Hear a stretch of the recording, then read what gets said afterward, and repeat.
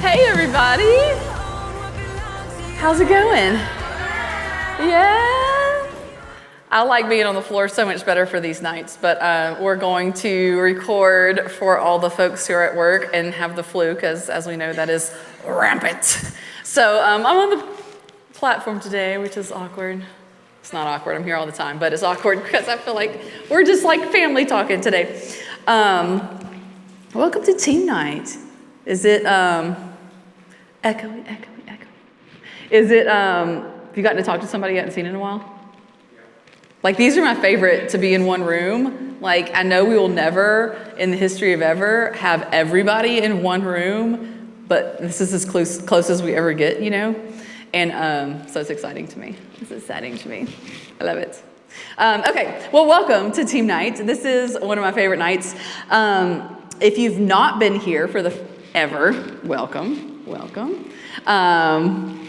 there any more? Anyways, welcome. If this is your first time, this is, sorry, I feel like distracted with the microphone feeding back a little. Is it feeding back out there, or is it just in my, okay, it's echoing to me. This is a new one. It's new. Is this thing on? No. If this is your first time here, when you leave today, you'll have a chance to ask all the questions you want. You'll have all the next steps for getting involved, doing whatever it is you want to do. But first, you get to be a part of just hearing our heart for everything we're doing here. To me, to join our team, to be a part of anything we do here, heart is always going to trump skill. It's always going to trump ability. So it makes sense. So that's where we would start.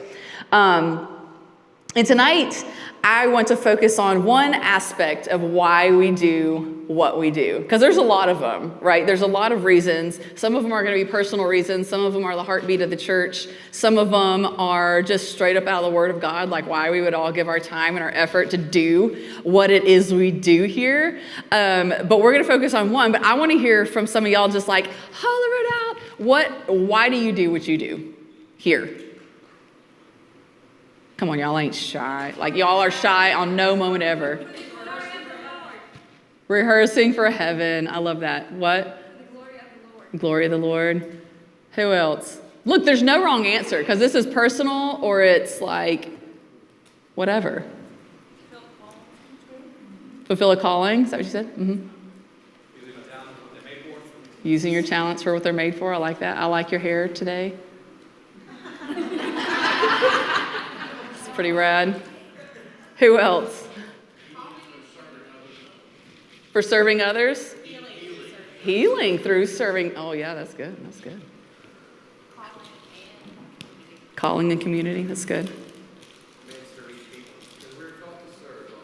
Yep. We're called to serve others, to reach people. Those are all good. I mean, there are so many, if we all just sat here and go, I mean, I don't have one reason I do what I do, right? Like, I could think of all these reasons why I do what I do. And they would all be right, because it's like the heartbeat of like what makes you passionate about what you're doing. And tonight, we're going to focus on one of these aspects, and that's legacy. One reason we do what we do is so that the people coming after us have a path laid for them, right? We are told in the Bible to tell the generations behind us. And when I think, I know everybody in this room is not a parent, but as a parent, when I think about like, no, I want my kids to know. I said kids, I only have one still. I want my kid to know what this is all about. I want my kid to know how to follow the Lord. I want my kid to know all these things. And Rick Warren has this quote. He says that you can waste your life, you can spend your life, or you can invest your life. And when I think of all those options, there's only one that sounds even feasible. Like, it's to invest our life. Like, why would I just want to, wasting it sounds terrible if you were given the choice or the option of what to do with your life. But even just to spend it sounds dumb, right? To just like get to the end of your days and go, okay, I'm dead now. Like, boring. Even if you did some fun things, but to know that you invested your life is such a powerful thing to me, and it's the heartbeat of our church as well. Like, if we are not seeing people find Jesus, we would rather shut the doors. Like, if we're not doing something that's going to last past our days, that's going to hold meaning, we would rather just quit. But God is so faithful to keep showing up here and people finding him and meeting with him. But nobody left legacy like Jesus did. And obviously, as Christ followers, we're following Christ. We're following his example in all the ways. But Mark 10:45 says that even the Son of Man came not to be served, but to serve and give his life as a ransom for many. He came to serve and give. Serve and give. That's what Jesus came to do. And no one in the history of the world has impacted the world the way Jesus has. There is no one who has more songs written about them than Jesus. Can you think of anybody? Your birthday is a reflection of time in general is broken up by before he was born and after he was born. I mean, no one has made an impact on the world like Jesus. And he came to serve and to give. He didn't come to just spend his life. He didn't come to certainly not waste his life, but to serve and to give. And Psalms 145:4 tells us to let each generation tell its children of your mighty acts. Let them proclaim your power. And I would say that legacy is not just about what we leave behind, but who we impact. Okay, because there's going to be a lot of people who leave a legacy of a cool thing, right? They had this stadium named after them. They had a library named after them. It's this cool legacy of da-da-da, this or this or this. But who did you impact? Not that those people didn't, but the important part is who was impacted through your story, through their story, through who did it change? And in worship and production, our things are not tasks. Our things aren't even for a Sunday. It's not even for a general worship experience. But it's so people walk out of here changed and go, you know what? I don't know who was there. I don't know who spoke. I don't know what songs they sang, but I met Jesus today. That's the goal. It's not so they walk out and go, man, that worship team was the best. Those lights were the prettiest. That pastor was amazing. Sure, we kind of hope subliminally they think all of those things. We want them to enjoy their experience here. But at the end of the day, we want the lasting impact to be, I walked out of there, my life was changed. And that's the legacy we get to leave in this place. That's only a part of your story, of course. But in this place, that's our point, is to make this a place that will shape future generations. And as I was preparing for all this, it makes me think of the story of King Josiah. It's in 2 Kings. This story just always guts me, and it's always fresh on my mind when I think of something like a legacy. So he was this king that came along. He was 8 years old when he started serving, and he had been king for 18 years, and then just decided one day, hey, we're going to clean out the temple. We're going to renovate this thing. It had already said before then he did what was right in the sight of the Lord, like he was pleasing. He was a great king, and he decides we're going to renovate the temple. So he makes sure they have money to do it, they have people to do it. They start cleaning out the temple. And they find these scrolls, like, what's his name? I wrote it down. Hilkiah, something in that neighborhood. I lost it because I know the story. Brought him this scroll and says, we found the scroll of the Lord. And he was like, what? And the king sat there and read it, and he's like tearing his clothes and freaking out because he's like, we have not been doing what God told us to do. And he's so upset about it. And he goes on this rampage cleaning out. There was so much idol worship going on in the temple, prostitutes, child sacrifices, all these things happening in the temple that the former generations had brought in against what the Lord had said. And he was like, this isn't what he's called us to do. He starts cleaning out. And at the end of the day, he does all this cleaning, all this burning, all this desecrating the evil things, and then brings the people together. They read out loud. They stand up and read out loud the entire book of the law. Can you think of one person? I mean, that's a big deal. They read out the entire book of the law. And then after all that, I'd been like, can we go now? They renewed their covenant with the Lord. They sat there so moved that they had found scripture and were remembering and realizing what they had been missing all this time, and renewed their covenant with the Lord. It said there had not been a king like him. There never was after. It said the Passover that they celebrated with him was amazing. They were like, it was incredible. It was like better than all the other Passovers, all these things. And then he dies in battle, and his son becomes king, and he does what is evil in the sight of the Lord. That king gets thrown into jail. His next brother becomes king and does what is evil in the sight of the Lord. And I'm thinking, man, this guy, King Josiah, can be in the Bible and be the best of the best. Like he can love the Lord and serve the Lord and try his hardest, do all these amazing things. But because he was one guy trying to fight generations of evil, it wasn't enough to sustain the next. And I'm like, it is our calling to tell our children and tell the children and tell the children so that there's not like this point in time where it's like, wow, we don't even know what we're doing, and try to rescue them. Because it's not going to stick, but to always be in battle over, you've got to understand what the Lord's doing. You've got to understand what he's called us to. We're not leaving pieces behind. This is our calling, and that's what we get to have a part of here. So when we think about legacy and how Jesus left a legacy and how we can leave a legacy, it starts with purposeful service. We do everything. What's the tagline here at Cultivate Church? If somebody didn't scream it out, I'm going to be like, okay, life on purpose.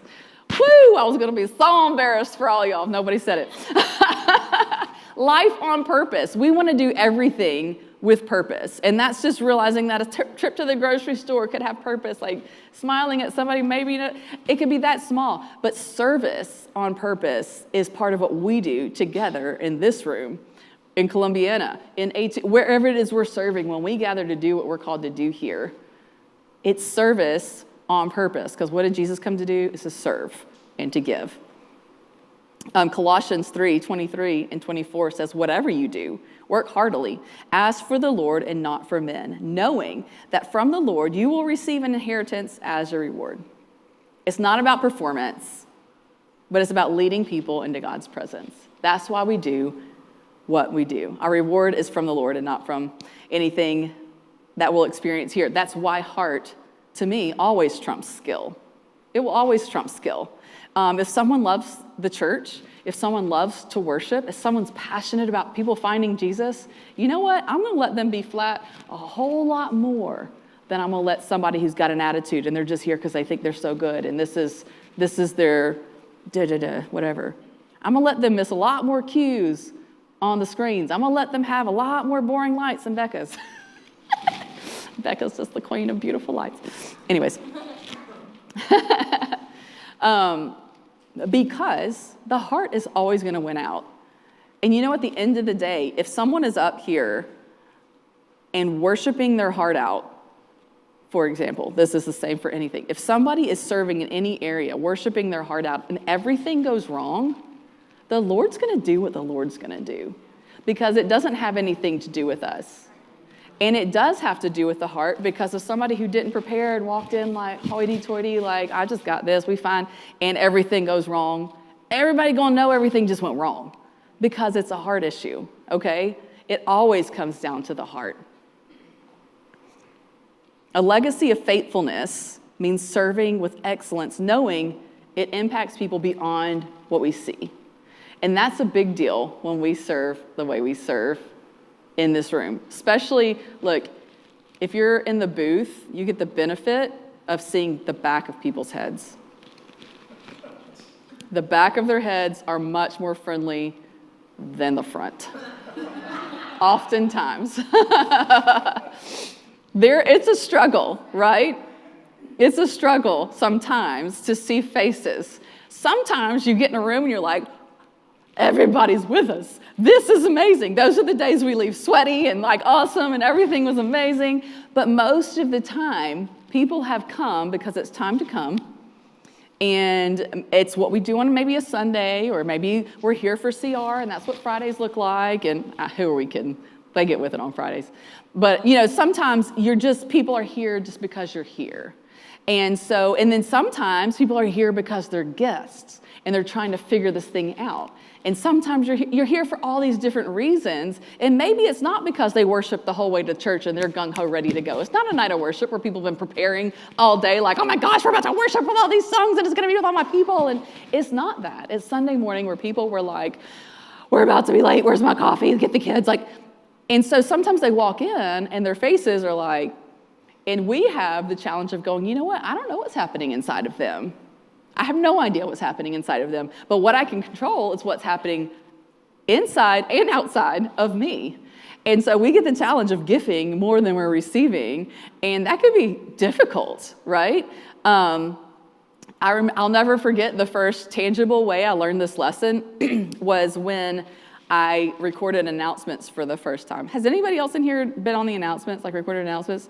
Okay, so you think you're smiling, you think you're being friendly, and then you watch it back, and you're like, "Sup, Cultivate Church? So glad you're here." Like you on the inside, you're like, "Hey, Cultivate Church," and it does not communicate. It does not communicate. So when we are up here giving them energy and they're giving us this, sometimes we can accidentally give them this back, even when the insides of us are going, "I love the Lord so much. I'm so excited to worship." And so it's something to be like, okay, something out here is happening beyond what we see. So we've got to not be intimidated or controlled or affected by the things we see or don't see. There's nothing like when Angela walks in the room, I'm like, "Okay, it's time to worship now, 11:30. When people are going to feed back with you, it makes it so easy because you're like, they get it. Oh my gosh, let's do this. But when you're in a room full of people who are stoic, you've got to think, is this their first time in church? Have they been hurt severely by church in the past? And this is like another shot they're giving it. Did they just experience a loss? Are they going through something really dramatic? Is their marriage in trouble? Name it. I mean, they could have lost their dog. There are so many things that could like be really affecting people to just be like, "You know what, I ain't got it today, but I really need what's happening." I'll never forget, and I've told this story a million times, so forgive me if you've heard it a million times, but we had a precious lady that went to this church for a long time, and she has moved away now, but she was always Church of Christ, and she came up to me. It was Carol Creekmore, if you know her. And she came up to me. She was like, "Jen, I just need you to know, I was raised Church of Christ, so I will never be able to move my body. But on the inside, I am doing cartwheels, and I need you to know that." And I was like, that changes everything, because you don't know what's going on. But you got to remember that everything we're doing is pushing past what we can see. And it's doing something on the inside. So when we're giving energy that we don't feel like we have, we leave here spent. And that's the goal. That's the goal, is to leave here and go, "You know what, I don't have anything else to give because the Lord gifted me for this moment." And I know more than one of us can tell the story of having zero voice and Jesus opening that up for us, being sick as a dog, having broken foots, and all the things. And the Lord just going, "Okay, well, I'm going to empower you for this moment because you're needed in this moment. You're called for this moment because something's going to happen because you all showed up and said yes. The power's not in you, but because of your yes, I'm going to be able to do what I want to do." And so if you know, because we've all had to work on it at some point, but if you know you have a trouble with expressions or overly, being able to express yourself, we're all going to have different personalities worshiping. Nobody needs to pretend to be somebody else. But when you're working on that expression and going, "Okay, well, how do I translate to the crowd that I like to be here, that I like to worship, that I'm excited about what's happening?" You need to work on that the same way a guitar player has to work on chords. The same way somebody running lyrics has to know the song. It's like there is preparation in everything. You need to get in a mirror and go, "Oh my gosh, this feels like I'm like smiling like the Joker, and I look like this. Oh, that's what it looks like to smile like," you need to know what that feels like so that you can give that to people. The same way anyone else has to prepare, that's part of it. Because we've got to give them everything that to where when they look at the platform, they go, "These people love to worship. These people love to worship." Because we're not going to have the same grace we're going to have to give them, right? They don't, excuse me, I'm not used to this microphone. They don't know or care that there's something going on the inside. And I don't mean that they don't care in an ugly way, but that's not their job to think about. Where we're going to have to give them grace because something's going on the inside and they don't owe us a smile. We've said, yes, we're going to give you a smile. We're going to give you all of our energy. We're going to leave spent. We're going to need queso and a nap after this. And that's just what it is. So let's work on it. We know that our purpose when we walk onto the platform or into the booth is to do everything we can to deliver a distraction-free environment for people because they have come in with all the distractions they can handle naturally. And so what we want to do is make sure we're not adding to the chaos, but we're smoothing out everything we possibly can smooth out. I want people to be able to walk into our doors and feel like this sense of rest, because everything is chaos. I was just trying to prepare earlier today, and what's happening? My phone, vibrate, vibrate, vibrate, vibrate. I'm like, just shut up. Like, you just want to throw it across the room sometimes, but that's everybody's brain all the time. And so our main goal is to be like, okay, well, how distraction-free can I make this? How welcoming? And if they have things to be like, man, he looks mad. Man, they're in the dark. Man, I can't see that person. Man, I don't, where are the lyrics? Oh, where are the, whatever the case may be. If there's things to distract people, they will be distracted because they came in distracted. And that's what all the enemy has to do, is keep our minds distracted. So we're going to come in and serve knowing that every button pressed, every chord played, every lyric presented is bringing glory to bringing glory to God and giving room for people to be drawn into his presence. Every bit of it matters. The second thing is that legacy is built through discipleship and mentorship. And this kind of goes back to making sure there is people coming behind us. I feel like we are the most successful if we're always replacing ourselves. Not in the way that we don't want to keep doing what we're doing, but so that the people we're drawing up with us will have reinforcements. So that when it's their time to do it alone, when we're like too old to be relevant, or maybe whatever happens when people need to stop, I don't know, I hope I do it to the day I die, but like at some point when where do they all go? Where's Bella? When these guys are the ones that are like making the schedules and making the set list and doing all the things, that they're like, you know what? My mentors walked with me so hard that I can do this with all the confidence. There is no doubt in my mind that I'm anointed for this. And so I'm going to grab the Noras and I'm going to grab the Aylas and all the ones that are under them and go, okay, well, we're going to walk with you now because one day it'll be your turn. And that's the dream. That's the goal, to have been like such a reinforcement to someone behind us, that there's never a gap in questioning what the Lord has called us to do. That there's never this gap of going, whoa, how did we get so far away from the Bible? Let's get all these idols out and just pray that this is the best Passover ever, right? We're not going through a King Josiah story, but that they've just been told and told and told. 2 Timothy 2:2 says, "And what you have heard from me in the presence of many witnesses, entrust to faithful men who will be able to teach others also." Because Jesus didn't just minister, he trained others to do the same thing. Look, it's not lost on me that last year when we filled out the one-on-ones, like the self-evaluations and stuff, there was a lot of people who did not have a really close person to confide in. Just let yourself, realize if you click that, you're not the only person who clicked that. There's a lot of people who don't feel like they've got that close person. So maybe you're like, how am I supposed to mentor somebody when I feel like I need that same thing? But sometimes our job is to be what we don't have for somebody else. So realize that, maybe as we give that to someone else, that just kind of naturally falls back into your life as well. Like you'll start realizing, oh, Jesus came to serve and to give. So maybe in our giving, we become blessed on the back end. Does that make sense? Like we were called to continue to raise up the next generation. Psalm 78, 4-7 says, "We will not hide these truths from our children. We will tell the next generation about the glorious deeds of the Lord, about his power and his mighty wonders. For he issued his laws to Jacob. He gave his instructions to Israel, who commanded our ancestors to teach them to his children, so that the next generation might know them, even the children not born. And they in turn will teach their own children." So each generation should set its hope anew on God, not forgetting his glorious miracles and obeying his commands. This verse speaks exactly to us because we were the ones not yet born, and now we're still put in charge over the other ones not yet born to keep telling the generation so that their hope can be new every single time they come. It's our calling to find somebody and go, okay, I see you, little Wyatt. I see you in love with that guitar. I see you in love with worship. Let's do this.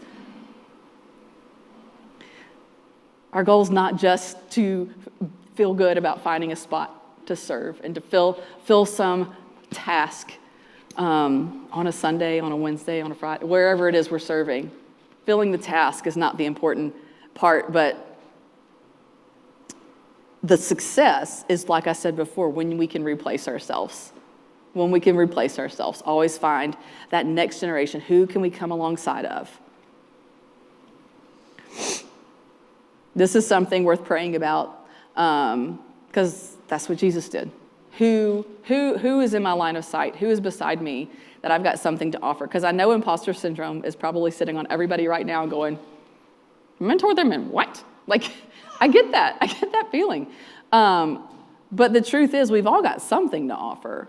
Because if you're growing, and I hope you are, you're a step before somebody, whether it's a teenager or whether it's a peer that you've just been growing for, whether it's something there's somebody that you have an influence over.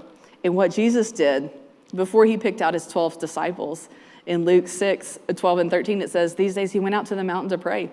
And all night he continued to pray to God. And when the day came, he called his disciples and chose from them 12, who he named the apostles. So I would challenge you to ask God to open your eyes to who's around you. We've all got something to offer. And when we're talking about investing our lives and not just spending it, that's not just showing up to play. It's not just showing up to run a computer and leave. If 2020 taught us anything, it's that we don't need a lot of people. We can automate a lot of things. AI is a whole thing. Like, we can automate a lot of things. We can turn on a lot of buttons in the tracks. But I would rather have human beings putting their hand to something, having their heart behind something, community being built and us doing this together. So who is in our line of sight that we could just grab and be like, you know what, you matter here. Like, you have an anointing for this. Don't let anybody tell you you don't. Because most of us are like one step away from unlocking something in our minds that would make us the strongest leaders. Like, well, whatever. I was going to say, I'll just not leave that out there. That's awkward. I was going to say, I could sit here and talk to every single one of you and be like, if you would unlock this, if you would unlock this, if you would unlock that. But we're about to do that in one-on-one, so we will do it, just not right now. So invest in somebody. Invest in the younger ones. Oh my gosh. There is nothing that makes my heart happier than seeing a teenager or somebody young. Can I tell y'all a win from Sunday? Pastor Ben came out here to baptize Peyton.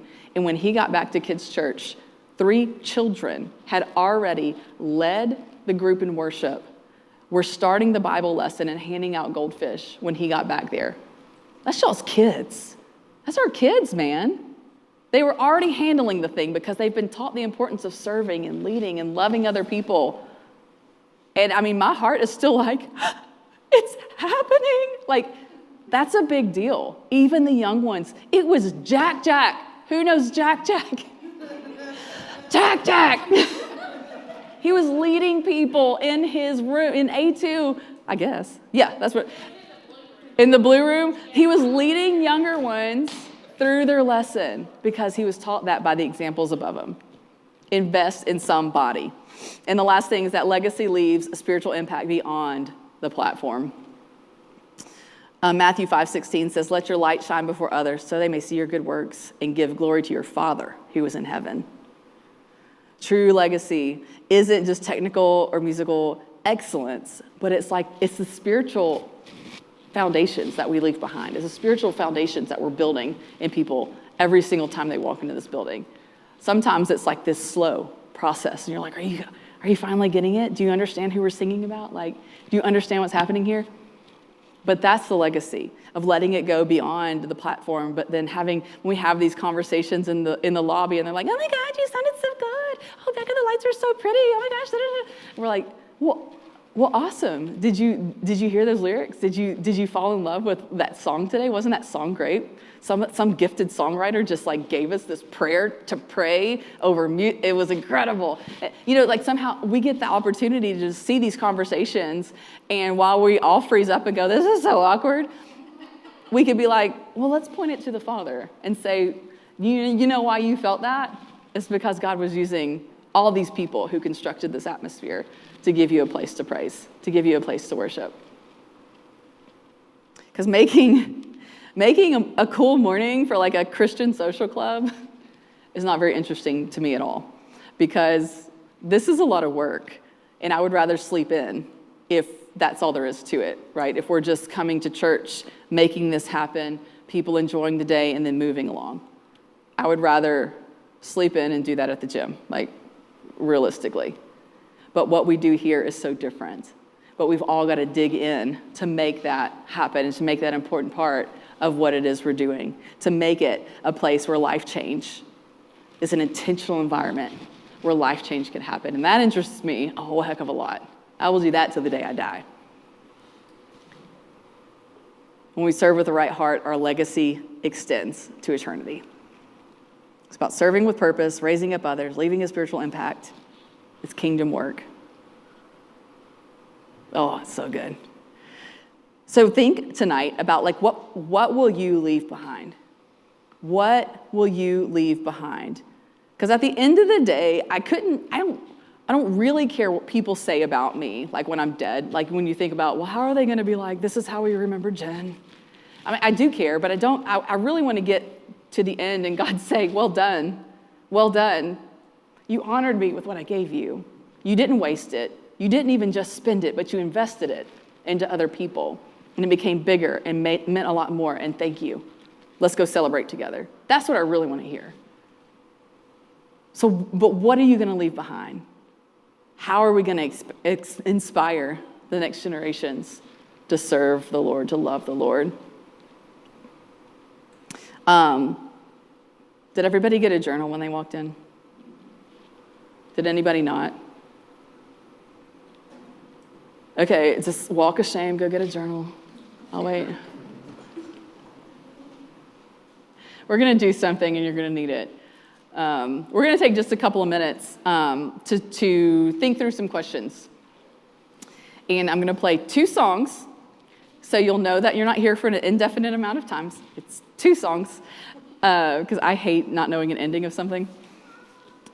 And I want you to, we're going to pop some questions up on the screen, play these 2 songs, and I want you to really just think through them and take some time to write, because I wish I had this picture to show you. Oh yeah, Casey's got pens if anybody needs a pen too. That like thinking something is kind of like holding water here, and it's like, oh, what do I do with this? But then like writing it down is like putting it in a cup, and you're like, okay, this is the thing. And you can think about it, and it can come back, you've still got it, right?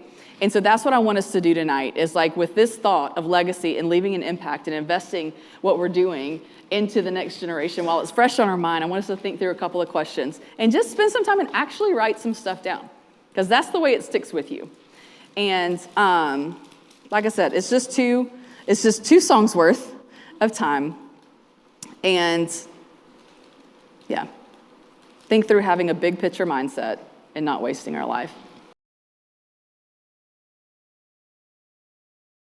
Guys, I truly do hope that as you walk out of here, not that I think I said anything magical, not that this moment maybe was magic, but something that the Lord would just be able to unlock something inside of you. Because I know that it is not uncommon whatsoever for all of us to have something holding us back from that next, like, oh wait, no, you are awesome.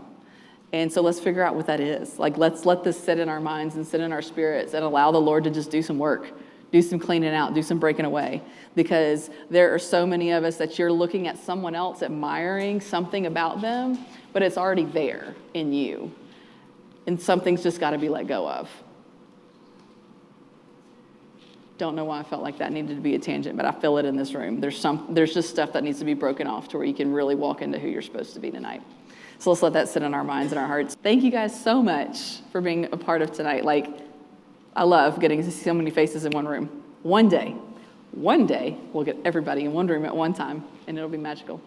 God, I love you so much. I thank you for tonight. I thank you for these people. I thank you for the investment of time they put into this team and doing what you've called them to do. And I pray that you would bless it back to them, that they would have an amazing evening, wrapping up in a great, great morning in the morning and a great rest of their week. God, I pray that you would just speak life into each one of their spirits, God, that we would just be able to grow together into the fullness of what you've called us to do. In your name we pray. Amen.